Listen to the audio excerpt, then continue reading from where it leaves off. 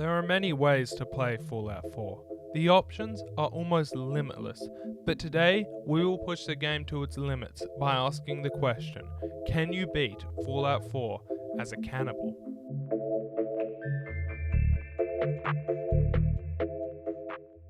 First of all, I created an absolutely magnificent character to play as and named him Shmannable Schmector. For Schmannables special stats, I had to put 8 points into endurance so that I can take the cannibal perk, but I also threw a bunch of points into agility because we are going to be getting up to some absolute shenanigans with this playthrough.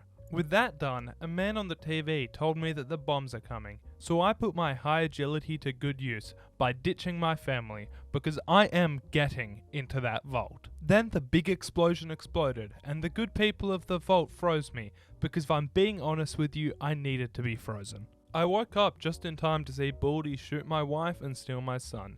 And he didn't even eat her afterwards, like I would have wanted. I made sure to escape the vault by trapping rad roaches behind doors, because this run will not just be a run where I can only heal by eating people, but something significantly harder. Now that I'm free, my legs are tired, so I'm going to run straight to Salem on the other side of the map. It is in Salem that I acquired my rolling pin. That's right, in addition to beating the game by only healing through cannibalism, I will be beating the game with my only weapon being a rolling pin. Oh, and I'm also going to wear this hat the whole time. With my rolling pin and my hat collected, I fast travelled back to Sanctuary and cleared out some buildings looking for supplies to upgrade my pin. The flies gave me the XP I needed to get my hands on the cannibal perk, so now I'll be able to heal, at least when there are corpses to eat. Next up, I found what I needed to upgrade my rolling pin, and I no longer just have a mere rolling pin in my hands, but a spiked aluminum rolling pin. Now that that's upgraded, I made a whole bunch of fence posts, and also some statues to spice things up, and started running directly to Diamond City. Piper helped me get inside using the expert conversational strategy known as lying. A man was then shot in the middle of town, and Fallout 4 is actually the worst game ever made, so I couldn't eat him. And that means I'm off to Park Street Station to save good old Nicky Boy. Now while I was walking through the Boston Common, I came across our first lucky winner. His name was Mikhail, and he tasted like chicken. The fellas in the station tried to put an end to my snacking spree, so they fell to the wrath of my rolling pin, before succumbing to the rumbling in my tummy. Now I am going to be making an effort this playthrough to eat everyone I can. I won't consider the challenge a failure if I miss someone, but I will consider myself a failure if I miss someone. If you want to guess how many corpses I will have eaten by the end of the video, go ahead and put your guess in the comments and we'll see how close you get. Overall, the fight through Vault 114 went by pretty easily. I'm taking less damage from killing people than I'm gaining from eating them, so the health management has been pretty easy so far. As for the rolling pin, it's hard to believe, but all things considered, the rolling pin has been doing really well for me. It is a surprisingly solid weapon. Dino was delicious, and Nick Valentine is damn lucky that I can't eat robots because he looks even more delicious. On the way up to Skinny Malone, I went ahead and ate some more of his men, and I sure am excited to get to him. If the rest of the Triggermen were a snack, Malone is a whole meal. Luckily for me, I failed some persuasion checks and went in to tenderize the beautiful bastard with my rolling pin. I was going to pull out the good old salt and pepper and really take my time with it, but he just looked so good and I couldn't wait. He tasted alright. With an entire vault's worth of folk in my belly, I headed back to Diamond City to have a chat with Nick about that little shit of a son that managed to escape from me back when I was frozen. Nick activated full detective mode on this case.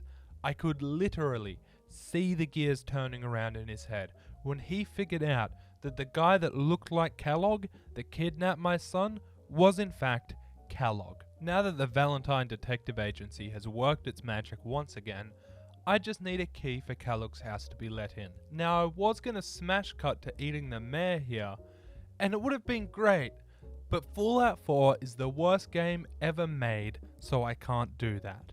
So I guess I'll just bribe his receptionist for the key. In Kellogg's house, I caught his scent, and that means I'm gonna make sure he ends up as a meal that would make Gordon Ramsay blush. The trip to Fort Hagen went well. When I arrived at the fort, however, I came across my biggest weakness. Enemies I cannot eat, which means a dungeon that I have to clear without healing, while using only a rolling pin.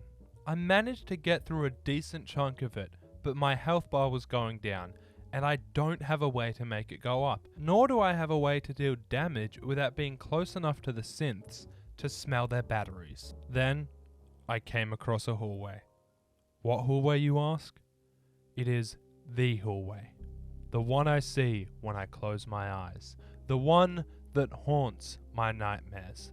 I tried for longer than maybe I should have, but I cannot get past this godforsaken hallway without dying. It's just not happening. Luckily, the doors aren't locked, so I just left to find some sweet meat to fill my health bar because all of these synths have left me feeling very hungry. And I know exactly where I should go to find myself a feast fit for a king, and that place is Hardware Town.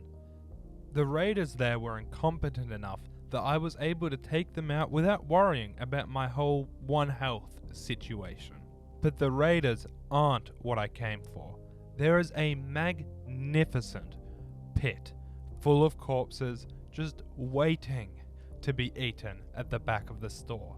So I ate every last one of them and went back to Fort Hagen to give those godforsaken technological abominations a piece of my mind. Now that that little synth issue is all fixed up, it's time to take out Kellogg. Fortunately, a little bit of Jet, a little bit of Med-X, a little bit of Psycho, and a little bit more Jet made short work of him. I would make a comment about how Kellogg tasted, but I actually ate the floor next to him by accident, and the floor just tasted like floor. Then I grabbed a chunk of the big man's brains as a keepsake, watched the Brotherhood of Steel show up late because they just think they're better than the rest of us, and headed back to Diamond City. I had a quick chat with Piper and Nick, and we decided that the chunk of Kellogg's brain that I collected would be perfect for looking through his memories. So now I've got to make a quick run over to Good Neighbor for that. I made sure to waste absolutely no time eating Finn at the Good Neighbor entrance.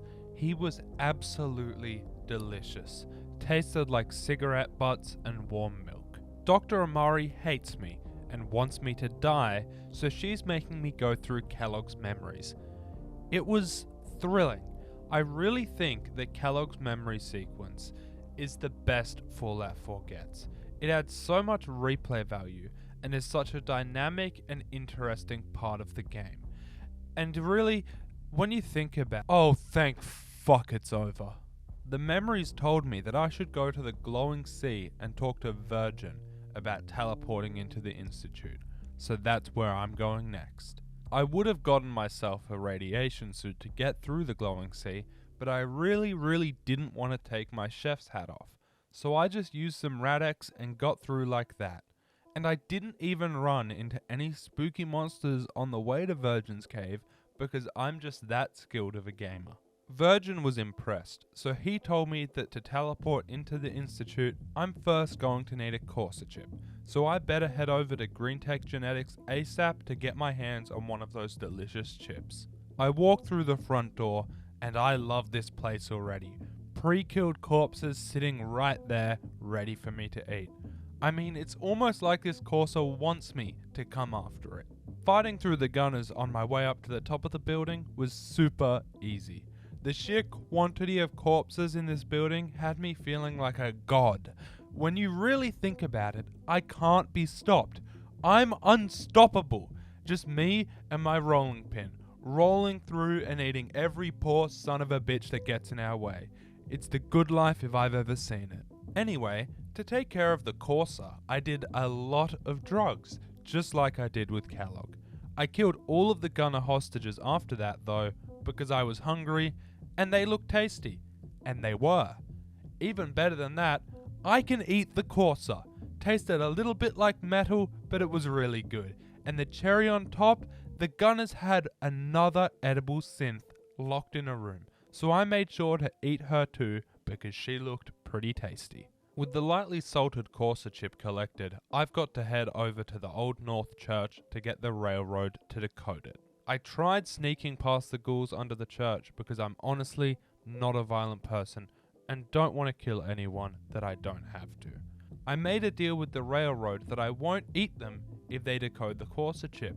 They took one look at the chunks of Corsa still stuck between my teeth and decided it was probably a good idea to do what I ask. With the chip decoded, I returned to Virgin and he gave me plans to build the signal interceptor. I'm planning to side with the Brotherhood of Steel, so I'm gonna head over to the Boston police station now and start doing quests for them so that they'll help me build the signal interceptor. Daddy Dance wants me to help him find a thingy to help with stuff, so we're heading off to ArcJet Systems to retrieve the thingy. On the way, we stopped for a snack, because I was absolutely starving. Now, ArcJet had synths in it, which was scary, but fortunately, I am the most powerful rolling pin user to ever exist, and also, Paladin Dance is here to help me, so they went down without any stress. Paladin Dance was making things too easy, so I tried to absolutely obliterate him, but unfortunately, he's built like a cinder block, so he just walked it off.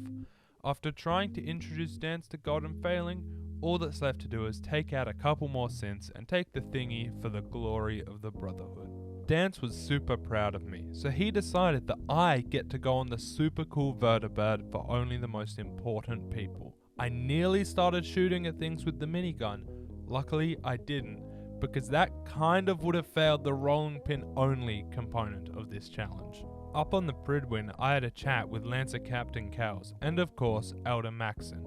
Maxon made sure to let me know that he thinks synths are terrible, and I would tend to agree, seeing as they are kind of inedible. I went ahead and met the rest of the crew of the Pridwin as well. I feel like of all the factions in the Commonwealth, the Brotherhood are the most accepting of my cannibalistic ways, and I really appreciate that. Now that I've met the crew, something a little bit problematic has come up. I have to clear out Fort Strong with a rolling pin without healing. This is not exactly going to be easy to do, so I headed back to Sanctuary to make some more fence posts in the hopes that I would be able to get up to level 19 so that I can eat super mutants to regenerate my health. I spent a long time in Sanctuary crafting whatever I could to level up. Signs in particular, I crafted a lot of little metal signs. Sanctuary wasn't enough though, so I also went to the Red Rocket Diner as well, and just kept building and building and building. I ended up getting to level 16. It wasn't my goal, but it's good enough that I'll try taking on the mutants. It didn't exactly go well, and that was without the behemoth coming over, so it's time to switch to plan B. We're going to build the molecular relay with the Minutemen and then switch back to the Brotherhood later. So I went over to the Museum of Freedom to save Preston, Garvey and friends. Killing and eating raiders at this point is laughably easy, even with a rolling pin. When I got to Preston and Co, they told me to go grab some power armor to help take out the rest of the raiders. I didn't grab the power armor though because I'm not a baby. Raiders continued to be eaten as I casually obliterated them. The Deathclaw, on the other hand, was a little bit harder. I thought I was gonna die for a second, but then I remembered, Deathclaws don't eat people, I do. I think the Deathclaw came to the same conclusion because it decided to tap out right then and there. With the area cleared and the Minutemen saved, I headed back to Sanctuary to ask them what I needed to do next. Preston sent me to a settlement that needed my help, so I headed over to Oberland Station to help said settlement.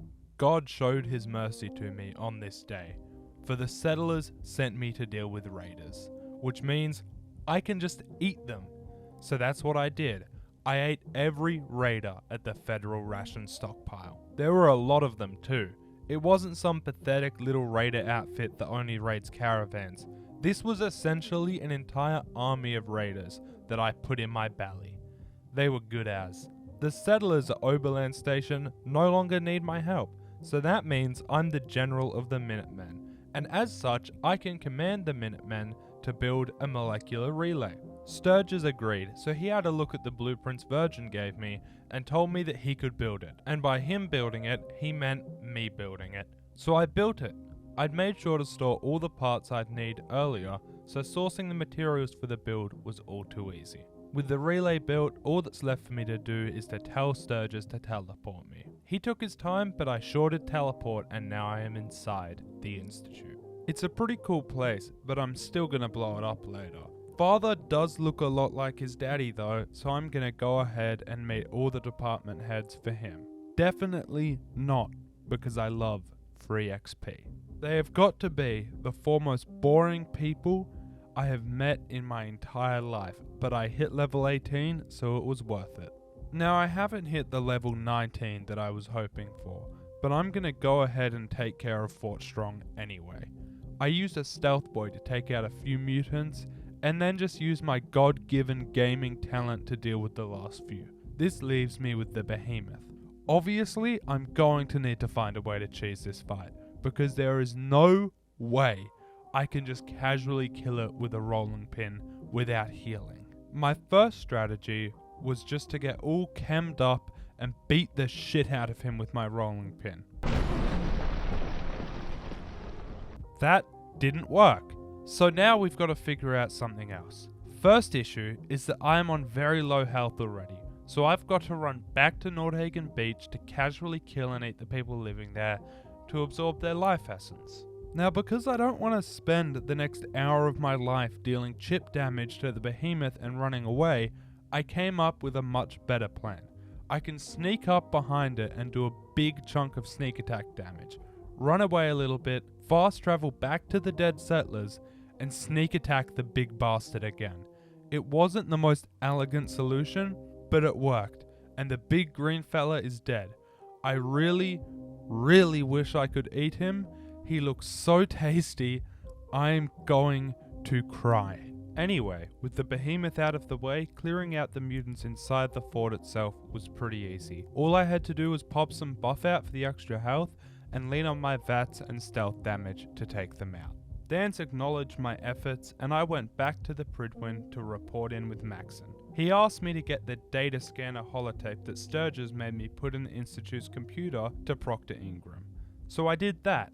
I even leveled up from it, which means now I can take the next level of the Cannibal perk. I now have the appetite to feast on feral ghouls and super mutants. The next task Maxon had for me though was a little bit annoying. He wants me to go back to the Institute and convince Madison Lee to return to the Brotherhood. Unfortunately, I failed all the speech checks to get her into the Brotherhood, so I'm gonna have to wander through the old FEV lab before she'll agree to leave. The only thing that was even close to hard to kill in there was an Assaultron, but it still went down with just 2 swings of my mighty rolling pin. I let Dr. Lee know that the Institute wasn't exactly nice to Virgin before he escaped, and that was enough. She's perfectly happy to go back to the Brotherhood now. Now that she's back, we can begin working on rebuilding Liberty Prime. To start the build, I'm gonna need to quickly run out and grab a high-powered magnet over at the Medford Memorial Hospital. I would have been super upset about having to clear another super mutant dungeon so soon, but now that I have rank 2 of Cannibal, I'm just excited for the flavor sensation I'm about to experience. I tanked a super mutant suicide's explosion like it was nothing, which was honestly the only time in this run where I questioned my decision to play the game on very easy, because how the actual fuck did I survive that? When I got inside, I tanked another mini nuke explosion, and learnt that tasting a super mutant is much like tasting a fine wine. This mutant, for example, tasted nice and oaky, with a floral aroma and the occasional dingleberry to keep things exciting. The killing of the mutants was nice and easy this time around though, so I ate them all up and got the magnet in only a few minutes. Now I've just got to quickly build those silly little goobers for the robot and get my next task from Proctor Ingram. She wants me to head back into the glowing sea to find nukes for Liberty Prime, because the first thing that this world needs is more nukes. Now, because I'm some kind of sick joke of a human being, I kept picking fights with the rad scorpions on my way to the nuke silo. I killed them, but I could not tell you why on earth I thought it was necessary to fight them in the first place. I put my new ghoul-eating skills to the test once I arrived at the silo. They taste bad, just not good. Like, they just taste how they look, but they get the job done when it comes to keeping my health up, and to be honest, I've already come around on the flavor. Those things are damn delicious. When I got to the nukes, I got to find out what a child of Atom tastes like. I don't know why I didn't realize this beforehand, but they kind of taste exactly like a feral ghoul, but more irradiated. With the facility security taken care of, I put a beacon on the nukes, because the Brotherhood clearly do not know what they're doing, and can't walk through a building without my help. Well, my job in the glowing sea is done, and it's time to return to the Pridwin, where Elder Maxon, he wasn't happy. He came at me with all this bullshit about Paladin Dance being a synth, which really is not my problem, but I have to deal with it anyway. Scribe Halen must really want me to eat Dance, because she went ahead and told me that he's hiding out at Listening Post Bravo, so I better get over there. Now, deciding Dance's fate is usually a very, very difficult decision, but not this time. This time, I just ate him and left. With Delicious Dance defeated, it's time for me to take out the Railroad, because they're literally massive nerds, and just like that, my mission has begun. I'm going to eat the entire Railroad. Dr. Carrington first, then a whole heap of generic railroad operators.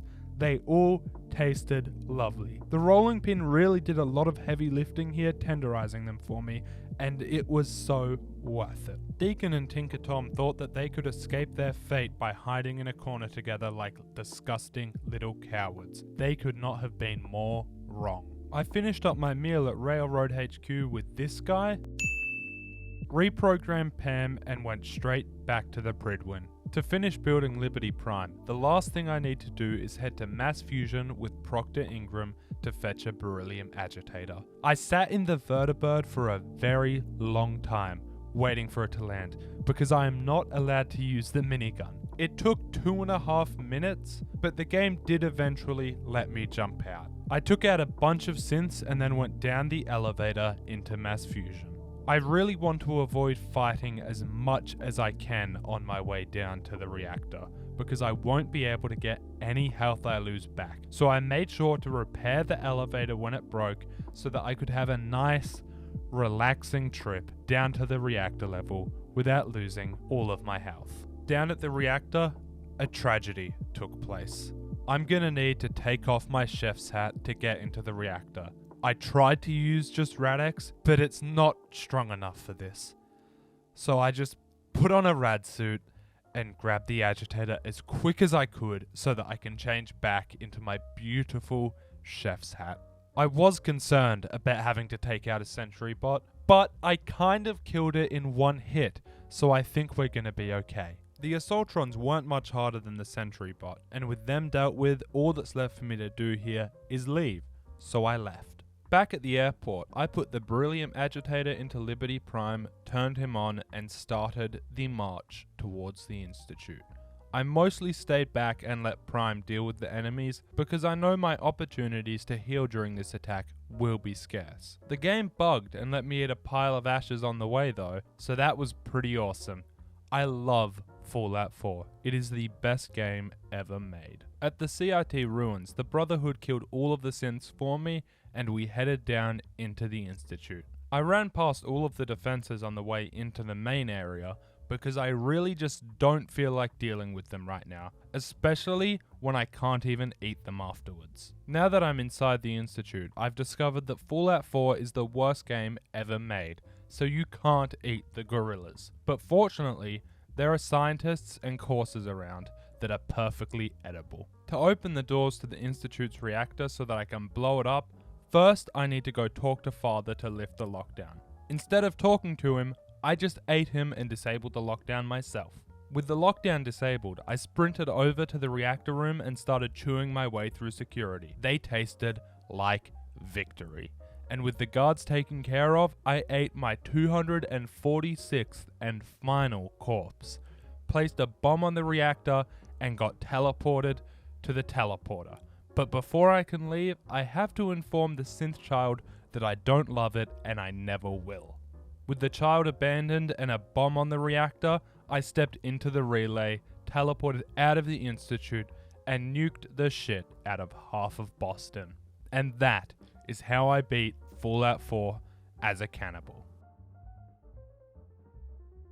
Thank you so much for watching. If you made it to the end of the video, I really appreciate it.